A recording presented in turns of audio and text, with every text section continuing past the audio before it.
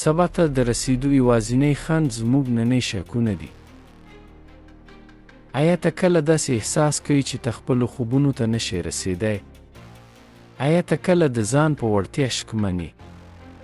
راځه چې دا شکونه لرې کړو او سبا ته په ډاډ سره قدم کېږدو. وخت مه ضایع کوه. ساعت ته مه ګوره، هغه څه وکړه چې ساعت یې کوي. تل مخکې لاړ شه. هر نوې ورځ یو نوی فرصت دی، نوې انرژي ده. له دې فرصت څخه ګټه واخله او خپل راتلونکی جوړ کړه. بریا وروستی نه ده، ناکامي وژونکې نه ده. هغه څه چې مهم دي د دوام ورکولو جرأت دی. که نن ناکام شوي، سبا بیا هڅه وکړه. هیڅکله مه تسلیمېږه. د خبرو پرېښودل او په عمل پیل کول د بریا لومړی ګام دی. خپل خوبونه په عمل بدل کړه. نن هغه څه وکړه چې سبا به ستا لپاره یو ښه راتلونکی جوړ کړي. په خپل ځان باور ولره، ته ډېر څه کولی شي. فرصتونه په خپله نه راځي، ته یې باید جوړ کړې. خپل برخلیک په خپلو لاسونو کې واخله.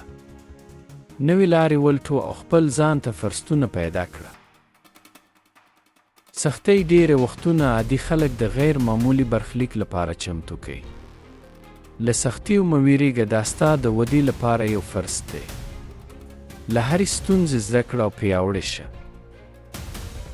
هغه څه ته مه ګوره چې ته یې نشي کولی، هغه څه وکړه چې ته یې کولی شي. له هغه څه سره چې لرې، په هغه ځای کې چې کار پیل کړه. هیڅوک کامل نه دی، خو هر څوک کولی شي چې ښه شي. باور ولره چې ته یې کولی شي او تا نیمه لار وهلې ده. که ته فکر کوي چې کولی شي یا نشي کولی، دواړه سم دي. خو ستا باور ستا بریا ټاکي. خوشحالي کمتیا څه نه دي. دا ستا له خپلو کړنو څخه راځي. هغه څه وکړه چې تا خوشحاله کوي او نړۍ ته یو مثبت پیغام ورکړه. هر څه تر هغه وخته ناممکن ښکاري چې ترسره شي.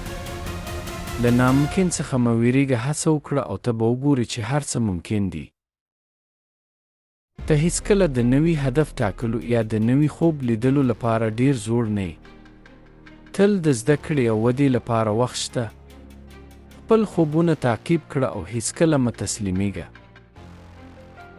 که ته له دوشخ څخه تېرېږي، دوام ورکړه. سخت وختونه به تیر شي، خو ستا اراده باید پاتې شي. ستا وخت محدود دی، د بل چا په ژوند کې یې مه ضایع کوه. خپل ځان اوسه او هغه څه وکړه چې تا خوشحاله کوي.